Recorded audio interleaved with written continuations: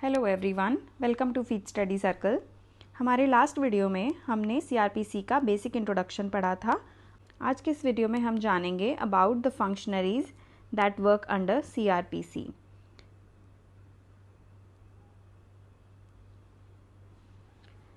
Functionaries का क्या मतलब है? Who is a functionary? तो फंक्शनरी कोई भी वो पर्सन हो सकता है who has to perform some official functions. Any person who has to perform some official functions. यानी कि इसको बोल सकते हैं कोई भी ऑफिशियल और ऑफिस बेयरर। हिंदी में बोलें तो बोला जा सकता है पदाधिकारी। ठीक है, ये हुआ फंक्शनरी। अब अगला क्वेश्चन हमारे दिमाग में आता है कि सीआरपीसी में फंक्शनरीज की क्या ज़रूरत पड़ी? Why does CRPC need functionaries? Why? Need क्या है इसकी? As we already know that CRPC is a criminal procedural law, और ये एक मैकेनिज़्म प्रोवाइड करता है किस चीज़ के लिए?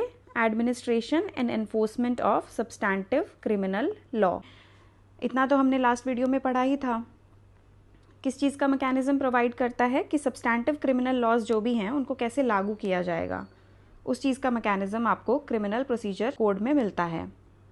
अब इस मैकेनिज़्म के अंदर डिफरेंट स्टेजेस होती हैं। अगर ब्रॉडली देखा जाए तो इसमें डिटेक्शन ऑफ क्राइम भी होगा, अरेस्ट ऑफ सस्पेक्टेड क्रिमिनल्स भी होगा, कलेक्शन ऑफ एविडेंस भी होगा, ये भी जाना जाएगा कि whether the person is guilty और इनोसेंट, डिटर्मिनेशन ऑफ गिल्ट और इनोसेंस भी होगा, और अगर जो अक्यूज्ड पर्सन है वो गिल्टी पाया जाता है तो फिर इम्पोजिशन ऑफ सुटेबल पनिशमेंट, यानी कि एक सुटेबल पनिशमेंट भी उसको प्रोवाइड किया जाएगा। सो ब्रॉडली ये एक मैकेनिज़्म होगा।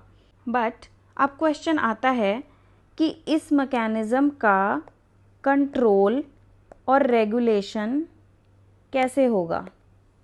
कैसे ये मैकेनिज़्म कंट्रोल और रेगुलेट किया जाएगा? इसके लिए कोई कंट्रोलिंग मैकेनिज़्म तो चाहिए। तो वो कंट्रोलिंग मैकेनिज़्म प्रोवाइड करते हैं फंक्शनरीज, यानी कि certain officials are provided for the control and regulation of the enforcement mechanism.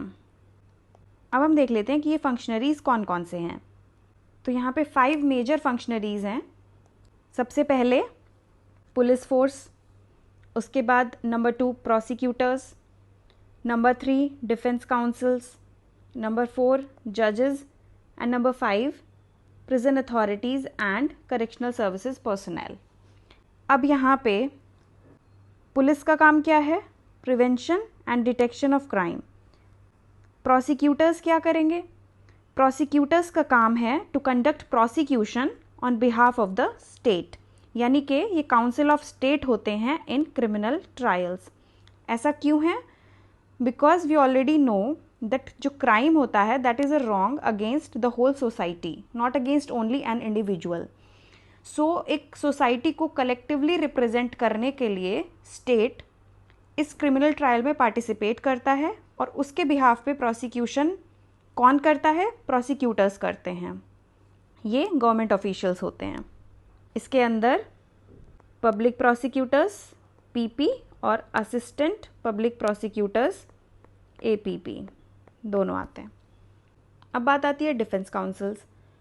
So adversarial system of trial में ये प्रोवाइड किया जाता है, अगर एक पार्टी प्रोसिक्यूट कर रही है तो दूसरी पार्टी डिफेंड करेगी। जो अक्यूज्ड होगा that has to defend himself, और ये चीज़ सेक्शन 303 ऑफ सीआरपीसी एंड आर्टिकल 22 क्लॉज 1 ऑफ कॉन्स्टिट्यूशन में प्रोवाइड करी गई है that the accused person has a right to be defended by legal practitioner of his choice. All right. अब next number 4 judges. Courts and जजेस। सो बेसिकली यहाँ पे होता है डिटर्मिनेशन ऑफ गिल्ट और इनोसेंस, यही सारा इंक्वायरी और ट्रायल का काम होगा।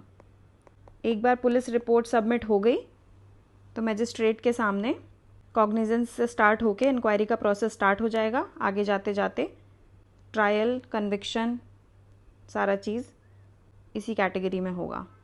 इसके बारे में हम डिटेल में नेक्स्ट वीडियो में बात करेंगे, जिसमें हम पूरा हायरार्की ऑफ कोर्ट्स वगैरह डिस्कस करेंगे। अब नेक्स्ट आता है prison authorities, prison authorities and correctional services personal. So basically prison authorities क्या काम करती हैं? For execution of sentences. अब कोई ट्रायल हुआ, वहाँ पे कन्विक्शन हो गया, सेंटेंस दे दिया गया उसका, वो कहाँ जाएगा? जेल जाएगा। सो उसके लिए पूरा प्रिजन अथॉरिटीज़ उसके एग्जीक्यूशन का काम करती हैं।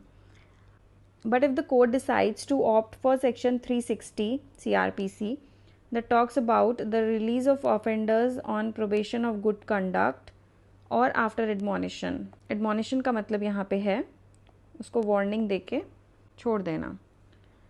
अब आता है prison authorities and correctional services personal. So basically prison authorities किस लिए होती हैं? For the execution of sentences, और अगर उनके रिहेबिलिटेशन या ट्रीटमेंट की बात आती है तो उसके लिए प्रोवाइड किए जाते हैं करेक्शनल सर्विसेज पर्सनल। अब इनके रिगार्डिंग कुछ इंपॉर्टेंट सेक्शंस देख लेते हैं कि इनसे रिलेटेड कौन कौन से इंपॉर्टेंट सेक्शंस हैं। Section 2 clause O of CRPC officer in charge of police station की बात करता है। 36 यहाँ पे बात करता है about the power of superior officers of police, और उसके अलावा बहुत सारे स्पेशल पावर्स हैं लाइक सर्च, सीजर, अरेस्ट, ये सारे भी CRPC में कॉन्फर करे गए हैं।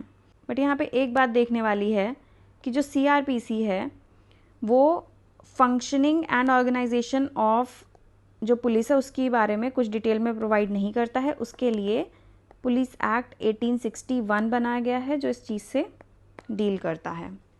अब नेक्स्ट प्रोसिक्यूटर से रिलेटेड इंपॉर्टेंट सेक्शंस कौन से हैं? सबसे पहले तो 2 क्लॉज U में पब्लिक प्रोसिक्यूटर का बताया गया है कि what does it mean.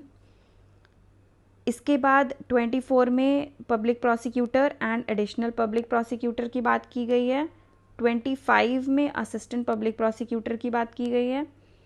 Section 321 withdrawal of prosecution की बात करता है कि after taking permission from the court prosecutor can withdraw from a particular prosecution. उसके बाद सेक्शन 301 में अथॉरिटी टू प्लीड की बात की गई है, that the public prosecutors have authority to plead before any court. अब डिफेंस काउंसिल से रिलेटेड इंपॉर्टेंट सेक्शंस कौन से हैं? Section 303 of CRPC and article 22(1) of constitution. ये दोनों प्रोवाइड करते हैं that the accused person has right to be defended by a legal practitioner of his choice. उसके बाद सेक्शन 304 है of CRPC that talks about free legal aid, यानी कि अगर कोई अक्यूज पर्सन है जिसके पास रिसोर्सेज नहीं हैं, जिसके पास साधन नहीं हैं कि वो अपने डिफेंस में कोई लीगल प्रैक्टिशनर हायर कर सके, उसके लिए फ्री लीगल एड का प्रोविज़न दिया गया है। प्रिजन अथॉरिटीज़ से रिलेटेड इम्पॉर्टेंट सेक्शन है section 360 of CRPC which talks about the release of offenders on probation of good conduct और after admonition। कुछ स्पेशल एक्ट्स भी हैं जो इस चीज़ से डील करते हैं, जिसमें है the prisons act 1894 and of 1900। Probation से डील करेगा probation of offenders act 1958 and Borstal schools act. Borstal schools act जो है वो डील करता है यंग ऑफेंडर्स से। So guys this was it about today's video. इस वीडियो में हमने जाना about all the functionaries that are involved in CRPC। Thank you for watching this video guys. Thank you for your patience. It means a lot to us. We are a new channel. We are just starting out. So your support means a lot to us guys. Thank you so much. आगे आगे हमारा effort यही रहेगा कि इस channel पे हम आपको बहुत ही क्वालिटी कंटेंट एक टाइम बाउंड पीरियड में प्रोवाइड कर पाएँ। सो अगर आपको वीडियो अच्छा लगा है तो please make sure to like and subscribe. आगे आगे और भी अमेजिंग कंटेंट आने वाला है। I will see you in my next one. Bye bye.